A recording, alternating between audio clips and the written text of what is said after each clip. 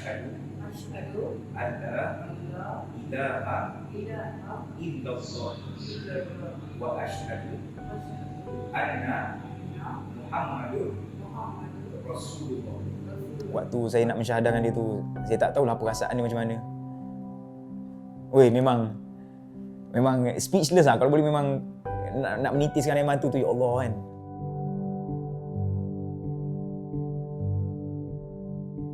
Assalamualaikum, saya Anas Tahir. Baru-baru ni kalau anda perasan, saya ada kongsikan pengalaman saya untuk mensyahadahkan seorang saudari baru yang berbangsa India kerana dia memilih untuk memeluk Islam. Alhamdulillah. Pada asalnya, saya bergiat dengan Hidayah Foundation Center ni daripada sebelum saya bekerja sebagai seorang penyampai radio lagi. So sewaktu tu, yang saya ingat, saya pernah join untuk membuat street dakwah kepada mereka-mereka yang belum beragama Islam, tapi saya tak pernah rasa berani untuk approach seseorang tu untuk cerita dia dengan lebih lanjut tentang Islam. Saya tak pernah berani pun, tak pernah terfikir yang satu hari nanti saya akan mensyahadahkan seorang saudara atau saudari baru yang nak masuk Islam lah. Tapi apa yang berlaku dalam beberapa minggu yang lepas, saya tak tahu macam mana bila ada seorang kawan saya, dia contact saya, dia call, "Anas, free tak?" Cakap, "Sebab apa ada seorang saudari ni, perempuan ni dia nak masuk Islam. Tapi aku perlukan seseorang untuk, kita nak ambil seseorang ni masuk Islam pun, kita nak tahu sejauh mana dia punya pemahaman tentang Islam, sebab apa dia memilih Islam." Hari itu memang saya betul-betul free. Tapi bukanlah betul-betul free tu maksudnya macam tak ada benda lain nak buat. Memang ada plan waktu tu saya nak keluar dengan isteri saya. Tapi waktu saya bersiap, isteri saya pun dah bersiap, saya cakap, "Okey, saya datang." Sebelum-sebelum ni saya tolak sebenarnya. Sebab saya tak ada keyakinan diri. So waktu rasa macam hati dah cukup terbuka kot, rasa okeylah, saya rasa saya dah bersedia untuk mensyahadahkan seorang ni. Jadi kita jumpa dekat satu kedai makan.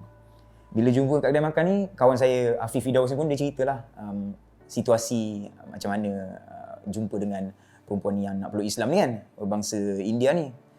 So okeylah, bila kita duduk makan dulu, kita ice breaking dulu apa semua, berkenalan apa semua. Lepas tu sebelum orang tu nak masuk Islam pun kita kena tanya juga dia, kenapa dia memilih Islam, apa yang menyebabkan dia berminat dengan Islam. Sebab kita tak nak bila dia masuk Islam nanti, sebab mungkin dia nak lari daripada masalah kan. Tapi dia sendiri tak betul-betul kenal pun, tak betul-betul faham pun tentang Islam. Tapi alhamdulillah waktu saya cuba terangkan kat dia apa itu Islam, apa yang dia kena percaya, sebenarnya dia dah percaya dah semua tu. Alhamdulillah. Cuma daripada segi ujian yang saya nampak dekat dia kan, dia ni dibesarkan dalam keadaan yang saya rasa macam kurang sempurna lah. Sebab orang lain ada adik-beradik ramai, tapi adik-beradik boleh tolong lagi. Tapi macam dia ni, adik-beradik dia 5 orang, mak ayah meninggal sejak daripada kecil. Saya nampak dia macam sebatang kara lah. Bila abang-abang, kakak-kakak dia dah kahwin, dia duduk sorang-sorang. Sampai dia cerita macam mana dia pernah turun bas, lepas tu driver bas tu jalan je terus sampai dia masuk dalam longkang, patah kaki kiri dan kanan. Dia tertidur dekat dalam longkang tu, pingsan dalam longkang tu dalam beberapa hari jugalah. Sampailah ada orang datang, nampak dia dekat dalam longkang. So kalau saya tengok dia punya jalan cerita dia, macam mana ujian yang dia hadapi tu, saya rasa sangat sedih lah. Saya boleh cakap dia sebatang kara lah. Dia macam tak ada siapa dia nak bergantung. So agaknya benda tu yang terdetik untuk dia berkawan, cari dengan orang-orang Melayu, orang-orang Muslim. Dan dia sendiri cakap macam mana kawan-kawan dia layan dia ni macam sangat baik kan. Sangat baik sampai menyebabkan dia jatuh hati dengan kawan-kawan dia untuk peluk Islam. Tapi mungkin dia tak terbuka hati untuk bagi tahu dekat kawan-kawan dia yang dia dah bersedia untuk meluk Islam. Sebab itulah dia mencari source, cari sumber macam mana aku nak masuk Islam tapi tanpa memberitahu kawan-kawan sekeliling dia. Walaupun yang menyebabkan dia rasa nak masuk Islam ni is kawan-kawan dia, kakak-kakak dia sendiri, yang kakak dalam rumah sewa tu sendirilah.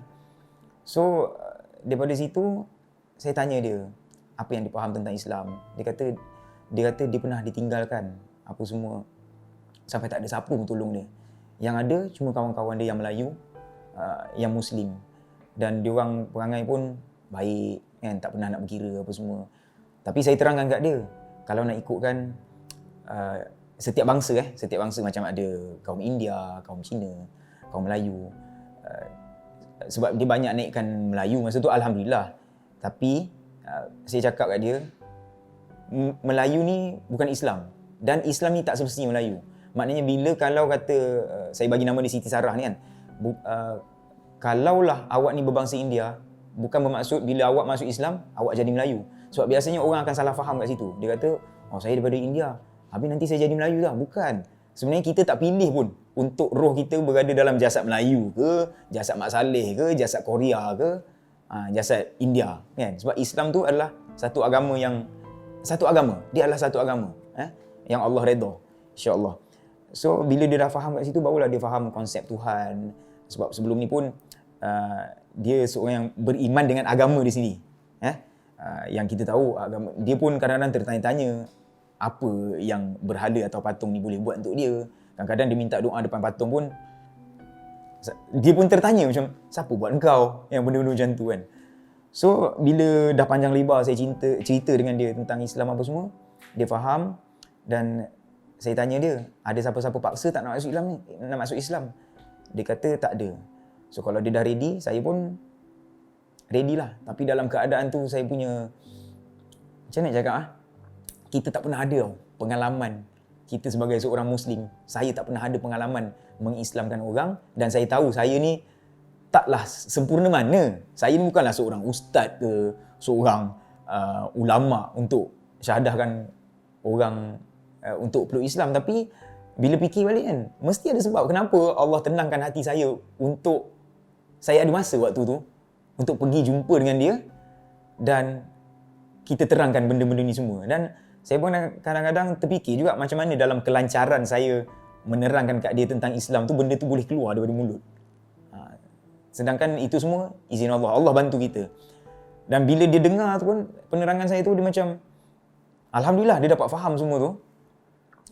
So waktu saya dah ready untuk mensyahadahkan dia dengan bersaksikan dua orang lagi daripada NGO Hidayah Center Foundation ni, saya pun mensyahadahkan dia lah. Kita tahu kan syahadah tu apa semua, sekali dengan maksudnya sekali, dan dia faham, alhamdulillah.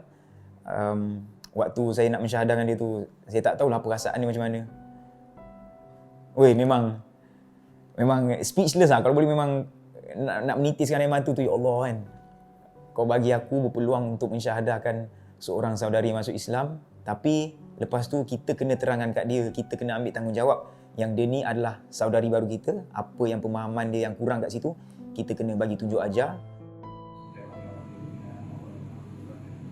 Itu saya.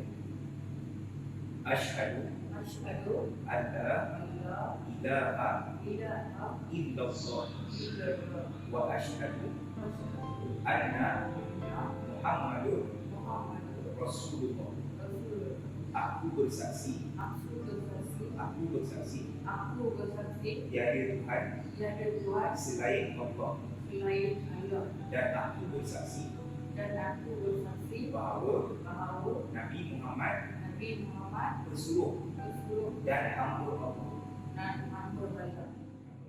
Lepas tu bila kawan-kawan saya tanya kan, kat klinik tu tanya, Pavitra ada nak tukar nama ke tak nak tukar nama? Lepas tu saya cakap, nak tukar nama ni tak perlu, tapi kalau nama Pavitra tu ada nama yang maksud baik, okey je. Tapi kalau rasa nak tukar, tukarlah. Lepas tu kalau dia nak tukar nama ayah dia pun boleh. Kalau tak nak tukar pun tak apa. Sebab apa, takut nanti ayah dia terasa kan. Tapi dia cakap tak apa, ayah saya takkan terasa pasal ayah dia pun dah tak ada kan. Saya lupa tadi, ayah dia dah tak ada. So dia minta saya suggest nama untuk dia. Tak tahu macam mana saya boleh terfikir macam bila dia cerita macam mana pengalaman dia sendiri, kisah hidup dia. Saya teringat salah seorang isteri kepada Nabi Ibrahim AS. Kan Nabi Ibrahim ada dua isteri kan, satu Siti Hajar, satu Siti Sarah. So saya teringat dekat Siti Sarah, saya cakap, okey Pavitra, kalau saya bagi nama awak Siti Sarah, suka tak? Dia kata, suka? So dengan tu dia terus bersetuju untuk menamakan dirinya Siti Sarah. Alhamdulillah. So harap-harap benda macam ni, kisah yang saya kongsikan ni, bukan apalah. Kadang-kadang kita rasa kita tak layak nak mensyahadahkan orang. Tapi kadang-kadang dengan perangai kita yang mungkin akhlak kita yang orang tak nampak. Orang nampak kita macam kadang-kadang annoying, kadang-kadang macam betul ke tak betul Anas ni. Tapi mungkin ada sikit secebis kita punya akhlak yang saya pun tak tahu apa yang membuatkan kalau bukan dia pilih saya, orang sekeliling pilih saya. Macam itulah. So, nak buat baik ni sebenarnya, apa yang saya boleh katakan, jangan tunggu kita sempurna baru nak buat baik tu. Kadang-kadang ada benda yang sikit yang orang lain tak buat, yang kita buat. InsyaAllah benda tu yang akan mendetik hati seseorang tu untuk rapat dengan kita dan belajar lebih lagi tentang Islam ni, insyaAllah.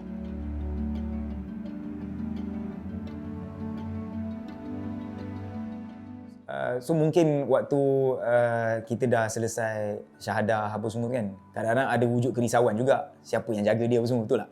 Tapi dekat dalam Hidayah Center Foundation ni rasanya tak perlu nak risau sebab Alhamdulillah selama mana Hidayah Center Foundation ni masih wujud kan, ramai yang mu'alaf-mu'alaf yang peluk Islam, mereka punya kebajikan terjaga. Kebajikan daripada segi keuangan, kekeluargaan, pekerjaan dan pemahaman tentang Islam, insya-Allah terjaga. Masa Siti Sarah tu peluk Islam, saya boleh nampak dia punya air muka tu, ya Allah. Saya nak cerita pun saya tak boleh nak cerita, tak boleh nak minta, bayangkan. Pasal bila kita duduk depan Siti Sarah tu, bila dia selesai je asyhadu alla ilaha illallah wa asyhadu anna muhammadar rasulullah, dia punya air muka tu, air muka tau. Air muka bukan maksud muka dia physically kita nampak macam tu berubah. Tak, tapi air muka dia, ya Allah. Dengan air mata yang dia tahan, dekat dalam mata dia tu, kita boleh nampak dia punya kolam air apa semua tu kan. Saya cakap, sampai saya terpaksa tenangkan dia, Siti Sarah, kalaulah saya boleh berada dekat tempat awak, saya teringin. Sebab apa? Awak umur dah 30 lebih, awak masuk Islam, Tuhan cleankan dosa awak. Tuhan bersihkan dosa awak sebersih-bersihnya. Awak seolah-olah macam bayi yang baru lahir. Bayangkan, saya ni Islam daripada kecil, sampai umur dah 38 sekarang ni, dosa tu ada. Dia, walaupun pernah melakukan dosa, tapi waktu dia tak faham, once sekali dia ucap syahadah, dosa dia habis, hapus terus. Alhamdulillah. Saya doakan Siti Sarah akan terus istiqamah untuk mempelajari Islam ni, insya-Allah, dan tunjuk akhlak-akhlak yang baik kepada mereka yang lain, insya-Allah.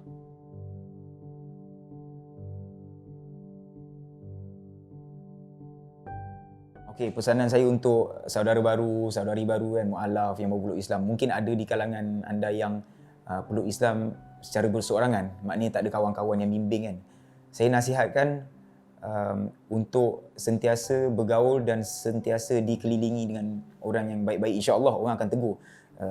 Kalau saya nak nasihat untuk pergi masjid pun, sekarang musim PKP ni memang tak dibenarkan ke masjid.